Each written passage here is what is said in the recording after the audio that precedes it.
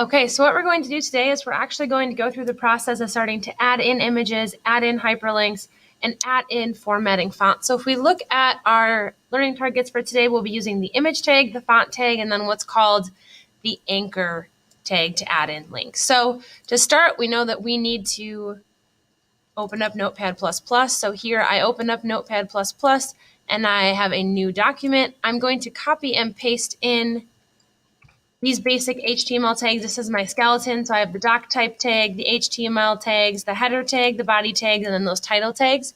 And then after I've typed in that skeleton, which is what you should be typing in right now, I need to save my document appropriately. So I go to File, Save As, and then I'm going to save it as plantworld.html. Now, something to note is I've already made some of these folders. So by default, it may not save right into your H drive. So you may have to click this drop-down menu, click onto your H drive, go into your HTML and JavaScript folder. Then you'll most likely have to create a new folder called Unit 2 Images, Links, and Formatted Text. And then we'll create a new folder called In-Class Projects, which is the project that we make together. And then in here, you're going to want to name your file as plantworld.html. And remember, we need that .html extension in order to ensure that this saves as an HTML file. If we don't, it'll save as a text file instead, and then we won't be able to load it into a browser. So make sure you create those folders and then save it as plantworld.html exactly. And you need that exact name because we'll actually be linking to this document, and so the actual name matters during this project to make sure and ensure that our links work properly. So when you click save, you won't get this message. I'm just rewriting a file. So when you click save, you'll notice that your tags are now color coded. You can see where the opening and closing tags are. And now we're ready to get started coding in HTML. So to start, we're going to add in this image to our program. Now, remember, you need to actually download this image from my classroom website. So if you go out here to my classroom website, go to misswardecki.weebly.com, click on HTML, click on Unit 2. And then if you go down to Lesson 2, there's a couple of images you'll need for today's project. So you should download all 3 of these.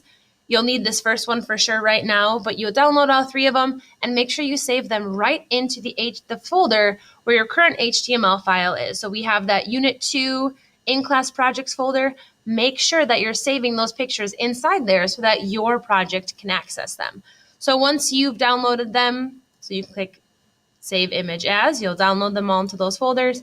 You can actually add this code in. So you should be typing in the image tag code. We talked about this in the last chapter. Now you'll notice that I have to do some altering here. Something to note when you copy and paste HTML code is that sometimes the quotations format by accident, and if they're formatted in Notepad, they actually won't register. So you'll notice I updated those, but now you should be typing this in. So remember, the image tag is just one opening tag. You then have your source, which is plantworldlarge.jpg. That's the file name that we are looking for.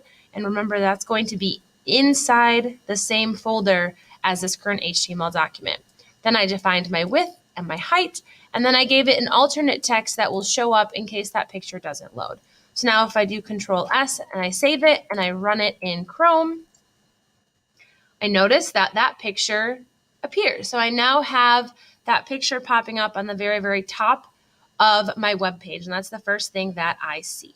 So I'm going to X that out. I'm going to go back, and now I've added that image into my code. So the next thing we're going to talk about is the different font attributes that we'll be able to modify throughout Unit 2. So font attributes can be applied to anything that is text. So paragraphs, headings, lists, list items, anything that's text on a document can be formatted with colors, different font faces. Something to know about font faces is that is the font type that you're using. So that's a font family that's like Times New Roman, Comic Sans MS, Calibri, Garamond, everything like that. And then we'll be able to give it different sizes as well. So we're going to use something called the font tag to modify the fonts and the text that are on our screen. So these are new tags that will be nested inside of heading tags or nested inside of paragraph tags, which means that they are completely inside just surrounding specific words. So these are the 3 attributes we're going to add. The color attribute will change the actual color, and here we'll be able to use either a 6-digit hexadecimal code or one of those 16 standard colors. We'll then be able to change the face, which means that we'll be able to change the type of font that we're using. That will be inside of quotations, just like the color was, and it'll have a font name that you'll actually physically type the font name.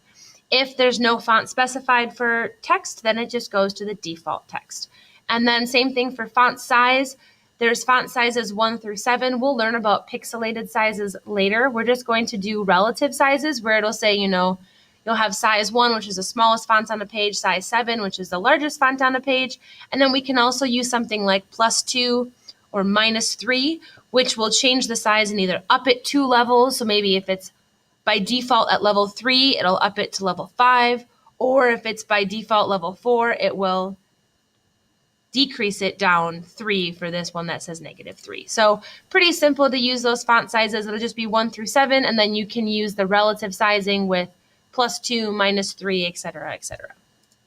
So here we're going to start adding in different pieces of font and then adding in color. So what I'd like you to do first is I'd like you to just add in the H1 tag, and you're going to write "Welcome to Plant World."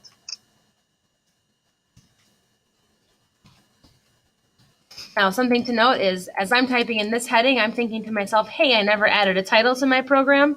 This is going to be Plant World's website. I'm going to have my title up there. So I can see here that I've added in my H1. Now, I want this to have a very specific color. So notice that if I save this and I run this by default right now, the text is just black. But if I want to add something in, if I want to add in a color, I can use the font tag to do so. And I'm going to nest that font tag right inside of those H1 tags. So if I want everything to have that color applied, my font tags get nested right inside. And then inside of the font tag, I'm going to add in this attribute. So I'm saying I'm focusing on the font here and I want to modify the color. Now remember, you can type a generic standard color like blue. So if I save this and I run it, it'll change the font to blue. But if I want to use a specific hexadecimal code, I can do that as well. So here we're using hashtag 000066. And that's the color I want for my text. So now if I run that, I can see that it's just that kind of navy blue that I wanted. So we can use the font attribute surround specific colors or specific text and change the color of various text in my heading or my paragraph or whatever I choose. Now, say that I moved this to be in front of Plant World. Say that I slightly moved that and I only had the color for that font tag around Plant World.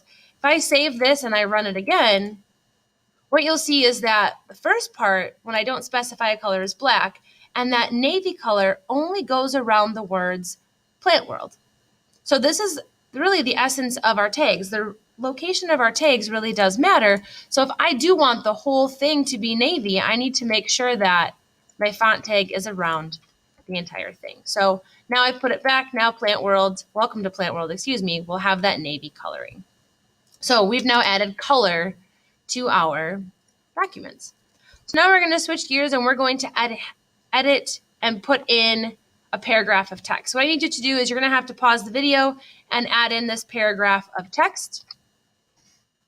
And then when you're done, you can unpause the video and I will show you how to actually change the different fonts in that paragraph. So pause the video, add in that paragraph, and then we'll move forward and we'll actually change the font a little bit more. Okay, so you should have that paragraph totally entered.